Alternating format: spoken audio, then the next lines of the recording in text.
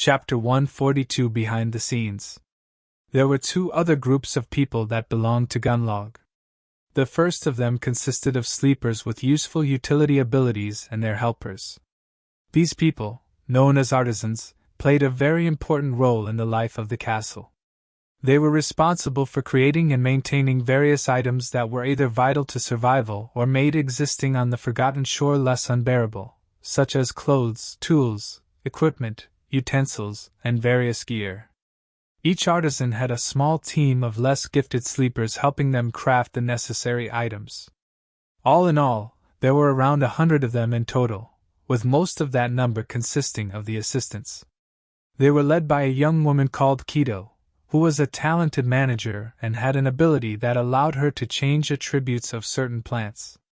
The vegetables in Sunny's stew came from her garden. Since such an ability was nothing short of priceless on the Forgotten Shore, where food was scarce and mostly homogeneous, it wasn't surprising that she had become one of the lieutenants despite being much younger than the rest of them. The status of artisans was somewhat of a tense subject in the Bright Castle. Because they were largely non-combatants, guards felt that their position should be inferior to that of people actually risking their lives in vicious battles against nightmare creatures. Artisans, on the contrary, believed that the rarity of utility aspects and the vital role they played in maintaining the living conditions inside the castle should land them more prestige than the castle guard, which basically recruited any random nobody, enjoyed. This conflict had been simmering for a long time, and was not going to be resolved anytime soon. Funnily enough, hunters, who risked their lives the most, did not care about the issue one way or another. Their leader Gemma, however, was silently supporting the artisans and their chief, Keto, which prevented the guards from being too forceful in their argument. The last group of people who belonged to Gunlog was the handmaidens. These were the young women Sunny had seen quietly performing various chores around the castle, like making sure that windows were properly closed before the onset of the night or preparing and handing out food during mealtime. They were responsible for maintaining the castle itself, as well as serving the high-ranking members of the host. There were also around 100 of them. From what Sunny knew about the world, these poor girls should have been the prime victims of abuse within the walls of the ancient stronghold, but to his surprise, they were actually strangely revered, and even a little feared. The main reason for this was their leader, a mysterious and strikingly beautiful woman known as Saishin. Saishin not only took care of her handmaidens, but also secretly taught them how to defend themselves. The exact extent of their training was unknown, but Sunny clearly saw that members of the castle guard were very careful to behave themselves around handmaidens, most of the time. The other reason was that, like everything else in the castle, the young women technically belonged to Gunlog, and Gunlog was very particular about people laying hands on his belongings without permission. Even if some foolish guard was brave enough to anger Saishin, no one with a desire to live was willing to get on the bad side of the Bright Lord. Sunny, however, was already scared enough by Saishin herself. The first time he had sent his shadow to take a look at what the handmaidens were up to when no one was watching, it had almost gotten caught. That was the first time someone managed to sense his shadow. One moment, beautiful Saishin was calmly standing with her back to the shaded corner where it was concealed, giving instructions to one of her subordinates, and in the next, she suddenly turned around and looked directly at the hiding shadow. Not knowing what else to do, Sunny shut his eyes and shifted all of his perception back. He was fairly sure that no one would be able to directly see the shadow. After all, his innate stealth enhancement was even more pronounced when it came to his silent companion. However, there were a lot of different aspects. Many awakened, for example, were able to feel when someone was looking at them. Praying that this was the case here, Sunny waited for a while before cautiously opening one eye. Luckily, this time, he didn't cause too much of a commotion. Confirming that Saishin had returned to her conversation, he hurriedly sent the shadow away and made sure to stay away from the mysterious beauty, and her handmaidens in general, ever since. The last 100 people in the castle were those who paid tribute, but didn't serve Gunlog directly. There was no real name for this group, so Sunny simply called them tenants in his mind. There were two types of tenants. A smaller number of them were those who were able to make a decent living by providing Gunlog's men with various services, mostly having to do with craftsmanship and entertainment. For example, there was a man who created something akin to a music lounge, another one who operated a small theater troupe, and even an entrepreneurial girl who owned a gambling den. A larger number of tenants were people like Harper, those who had entered the castle through luck and remained there by the skin of their teeth, desperately trying to earn soul shards for tribute by acting as servants and doing various menial jobs. These poor folks were at the very bottom of the social hierarchy of the castle. And on the opposite side of that hierarchy, there was the Golden Serpent, the master of the castle, bright Lord Gunlog himself. The man who, by Effie's description, was nearly immortal. On his 5th day in the ancient stronghold, Sunny had finally laid eyes on this loathsome tyrant. He didn't like what he saw at all. Chapter 143 Gunlog. Despite the fact that Gunlog's heavy presence permeated every centimeter of the castle, the bright lord himself was strangely elusive. He didn't show himself often, preferring to rule through his 5 proxies. Whether it was out of arrogance, paranoia, or some other reason, Sunny did not know. After the incident with Saishin, he was afraid to let his shadow walk too freely, and tried to avoid going anywhere near the fearsome master of the ancient stronghold. Because of these precautions, he had not seen Gunlog until their 5th day in the castle. As it turned out, when Golden Serpent did show up, he liked to leave an impression. Sunny and Cassie were about to receive their usual breakfast when the whole grand hall suddenly grew deathly silent. Feeling that something was wrong, they turned to the entrance, just in time to see a torrent of guards pouring inside. Sunny's heart skipped a beat. What's this? Fearing for the worst, he tried to think of the best way to escape, but luckily, the menacing soldiers of the host paid them no attention. Instead, they quickly dispersed around the hall and moved the long tables to the walls, creating a large open space in the middle. Cassie grasped Sunny's shoulder and whispered, "What is going on?" He hesitated, then answered uncertainly, "I'm not sure." Suddenly, he caught sight of Castor standing among the crowd. The handsome young man had a solemn look on his face. His gaze was turned to the dark alcove at the far end of the hall. One by one, all the sleepers turned to face the same direction. Sunny followed their example. Slowly, 5 figures stepped out of the darkness of the alcove and stood at the steps leading up to the throne. They were Gemma, Tezsai, Saishin, Kido, and the last of the 5 lieutenants. When Sunny noticed him, an involuntary shudder ran through his body. The 5th lieutenant had no official duties in the Bright Castle, but everyone here feared him the most. It was a strange, pale man with a bony face and glassy, emotionless eyes. His spine was twisted, making him appear deceptively short. The hunchback was wearing simple black clothes with no adornments, and holding himself with a bit of awkwardness, as though uncomfortable with all the attention. His name was Haruz, and he was Bright Lord's hidden blade and executioner. When someone needed to be disposed of, he was sent to carry out the punishment. If Gunlog wanted everyone to know about his displeasure, there would be rivers of blood left in his wake. If not, there wouldn't be even a single drop. People would just disappear, as though they had never existed. Haruz was Gunlog's murderous shadow. Many of the inhabitants of the castle had seen nightmares in which they awoke only to see his glassy, cold eyes staring at them from the darkness. For some, those nightmares became a reality. Haruz was willing and eager to follow any command of his master, no matter how vile. What disturbed Sunny the most, however, was that looking at Haruz was like looking at a dark mirror. Despite the fact that they were almost nothing alike, for some reason, he couldn't help but recognize traces of himself in the sadistic butcher. Or, to be precise, of a possible future version of himself. And no way. I am much more pleasant on the eye. Forcing himself to look away before the hunchback felt his stare, Sunny turned his head and looked at the tall man who had finally appeared from the darkness. At least he assumed that it was a man, and not some golden demon.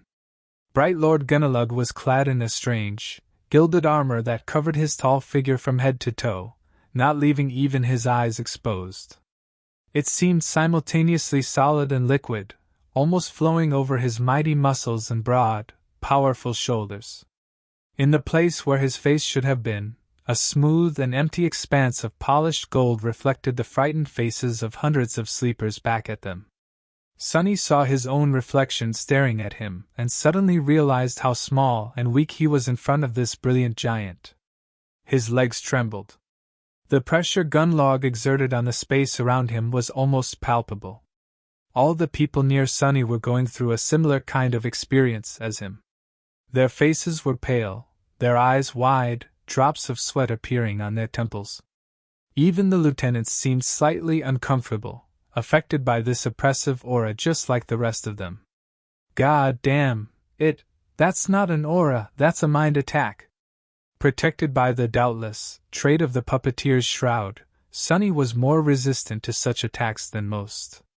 Gritting his teeth, he shook off the effects of Gunnlod's psychic pressure and drew in a deep breath.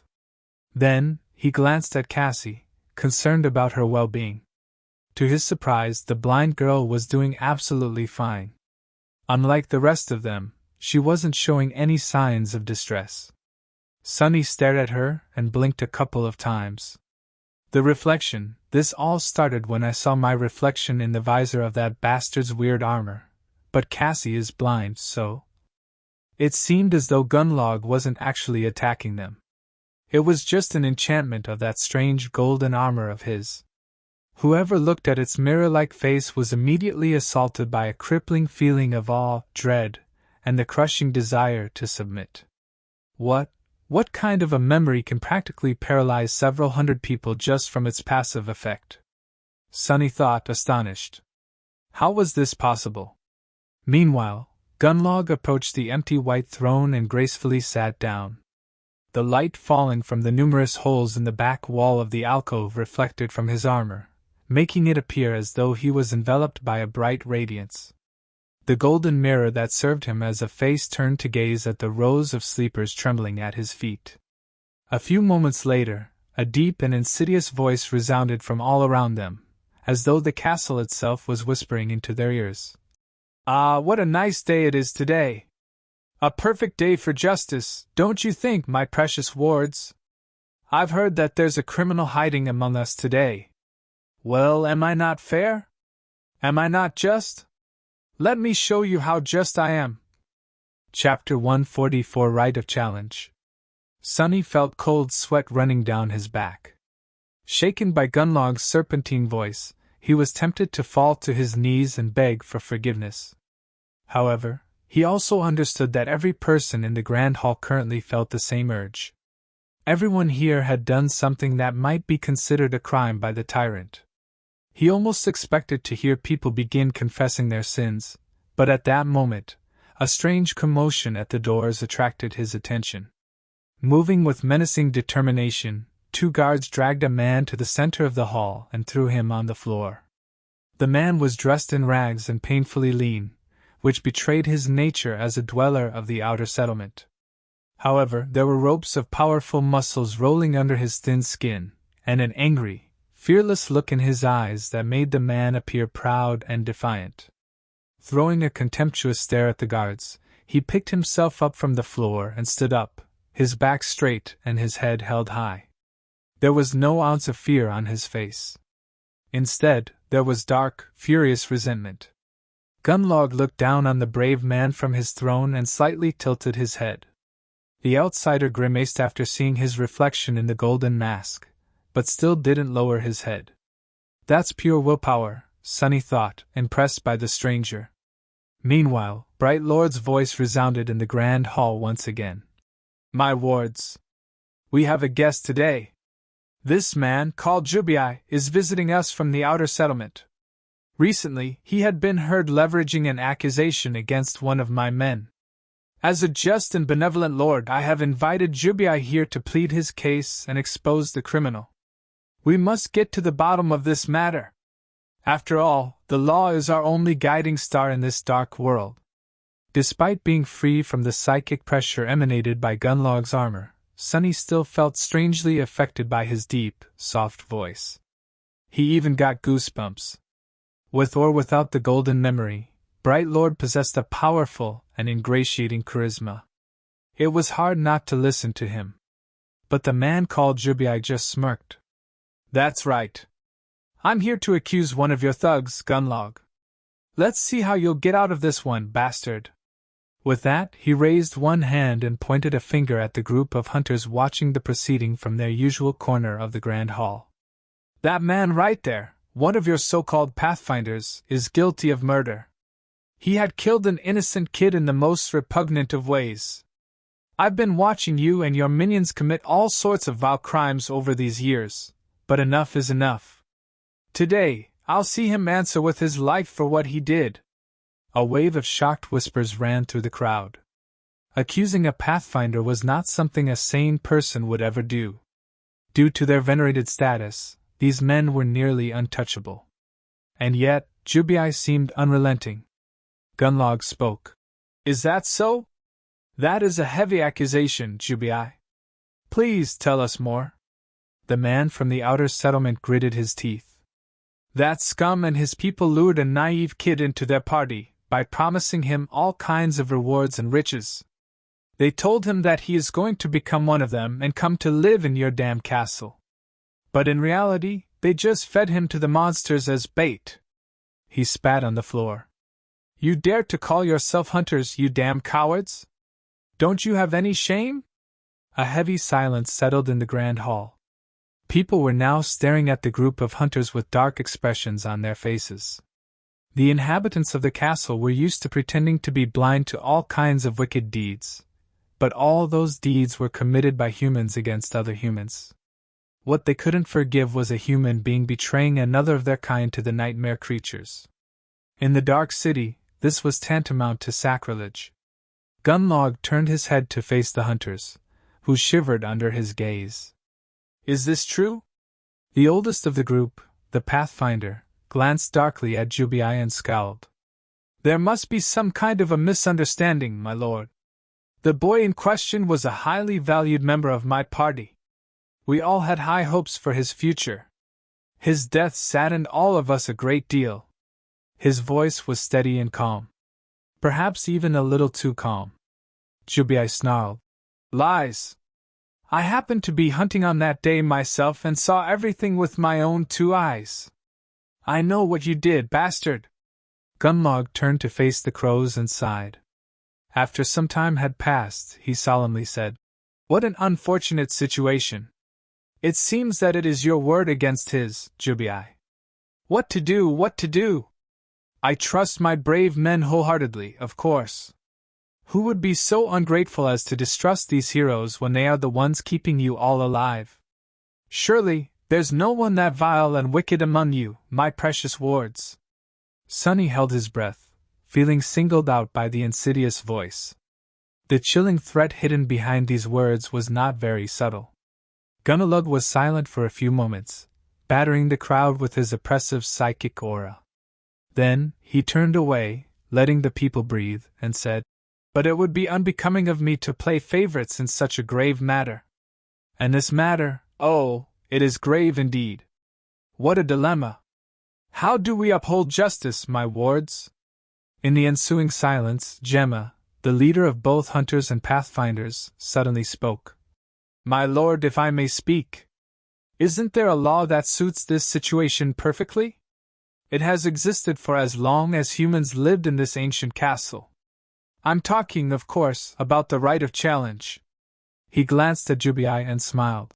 If this brave hunter has any shadow of doubt about his accusation, he should step down. If not, he can challenge the criminal and prove it with blood. Of course, the real culprit here is me. As the person responsible for these men, any crime they commit in their roles as hunters is my fault.